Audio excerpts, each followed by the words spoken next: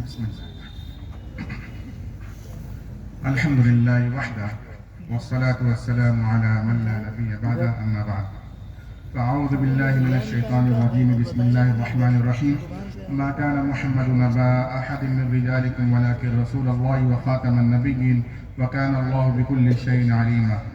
وقال النبي صلى الله عليه وسلم: لو كان نبي بعدي لكان عمر بن الخطاب او كما قال علیہ الصلوۃ والسلام.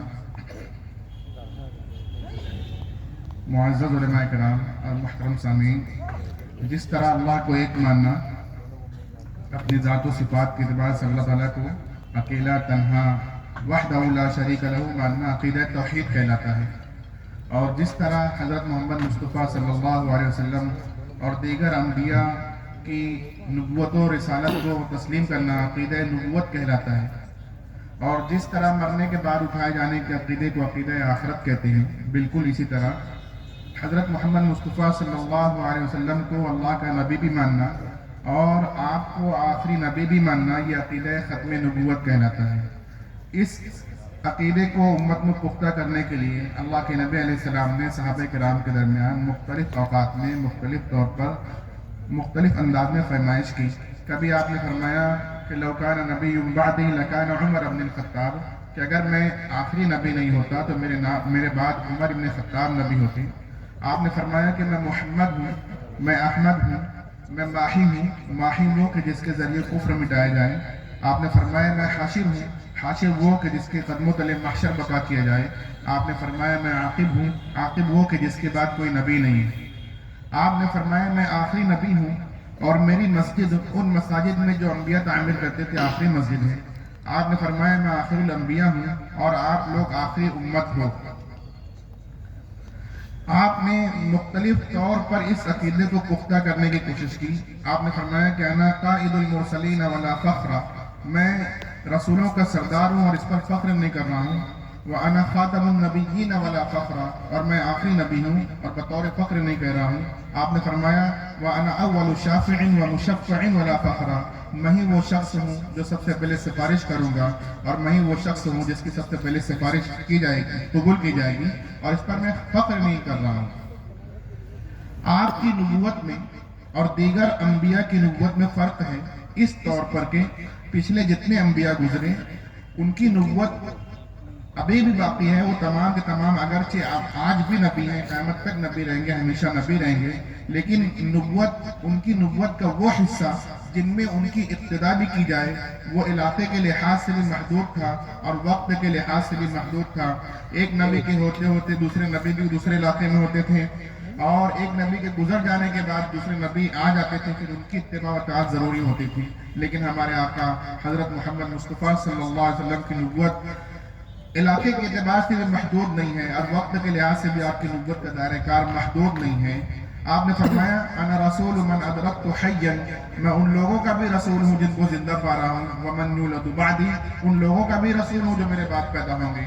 وہ صفات جو مخصوص طور پر آپ کو دی گئی تھی، جیسے کہ آپ کے لیے مال غنیمت کا حلال کیا جانا، آپ کے لیے روئے زمین کا سجدہ گاہ بنا دیا جانا، اور آپ کو جوامع الکلم عنایت کیے جانا، انہیں میں ایک خاص صفت یہ آپ کو دی گئی کہ آپ نے فرمایا کہ بعثت الی الخلق کافۃ، مجھے پوری مخلوق کی طرف مبعوث کیا گیا ہے. وختم بی النبی، اور مجھ پر نبوت کو ختم کر دیا گیا ہے. اسی لیے آپ دیکھیں گے کہ پچھلے جتنے انبیاء تھے وہ آنے والے نبی کی اطلاع دیا کرتے تھے، خاص طور پر آخری نبی کی اطلاع دیا کرتے تھے. لیکن اللہ کے آخری پیغمبر حضرت محمد مصطفیٰ صلی اللہ علیہ وسلم نے کسی پیدا ہونے والے نبی کی اطلاع نہیں دی، بلکہ آپ نے قیامت کی اطلاع دی ہے. اور آپ نے فرمایا کہ بعثت انا والساعۃ کہاتین، کہ میں اور قیامت یوں بھیجے گئے ہیں. اب آپ کے بعد کوئی نبی نہیں آئے گا، قیامت آئے گی. اور پھر آپ نے قیامت کی مختلف نشانیاں بتلائی ہیں. ان نشانیوں کو علماء کرام نے 3 ادوار میں تقسیم کیا ہے.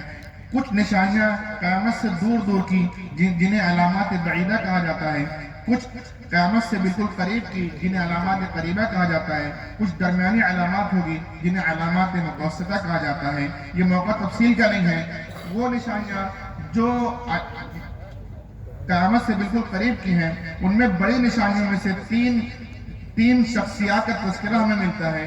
ان تین شخصیات میں ایک حضرت مہدی علیہ رضوان کا ظہور ہے، دوسرے دجال کا خروج ہے، اور تیسرے حضرت عیسیٰ علیہ السلام کا نزول ہے، جو دنیا میں تشریف فرما ہو کر دجال کا خاتمہ کریں گے اور اس کے بعد اسلامی نظام حکومت پوری کائنات میں قائم ہوگا۔ آپ دیکھیں، جب یہ بات طے ہو گئی کہ اللہ کے نبی علیہ السلام جو آخری نبی ہیں اور آپ کے بعد کوئی نیا نبی پیدا نہیں ہوگا، تو اس عقیدے کے چلتے اور بہت ساری باتیں خود بخود طے ہو گئی ہیں۔ میں آپ لوگوں سے گزارش کرتا ہوں کہ بہت غور سے سنیے گا۔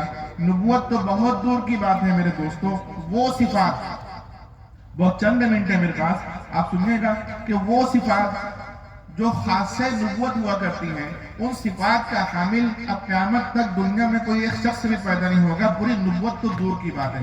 مثال کے طور پر کوئی سچا اور نیکوکار ہو جائے، لوگ اس کی سچائی کی گواہی دینے لگے اور اس کو صدیق کا لقب مل جائے، یہ تو ہو سکتا ہے، لیکن کوئی شخص ایسا نہیں ہو سکتا کہ اپنے معصوم عن الخطا ہونے کا دعویٰ کرے یا کسی کو اس طور پر مانا جائے۔ اس طور پر اپنے آپ کو کہنا یا کہلوانا یا اس طور پر کسی کو ماننا دونوں گمراہیت ہیں۔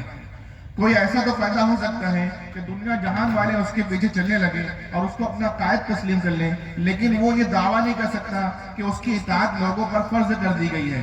کوئی ایسا شخص پیدا نہیں ہوگا جو اپنے مفترض اطاعت ہونے کا دعویٰ کر سکے۔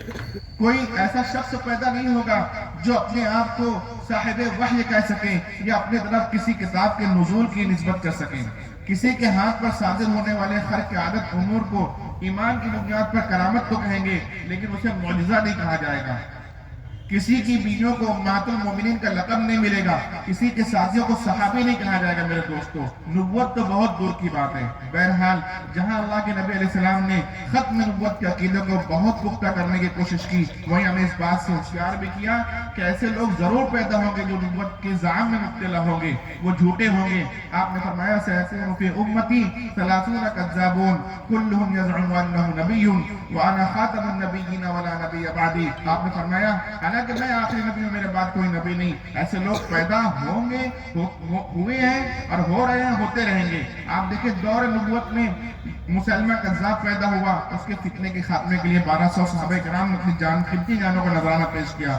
اسود عنسی کو اس کے جو ہے تو اس کی اوقات دکھائے کہ اس کا کام تمام کیا گیا، اور اس طرح یہ فتنے ظہور پذیر ہوتے رہے، لیکن وہ مٹ گئے، اس کے ماننے والے کوئی نہیں رہے۔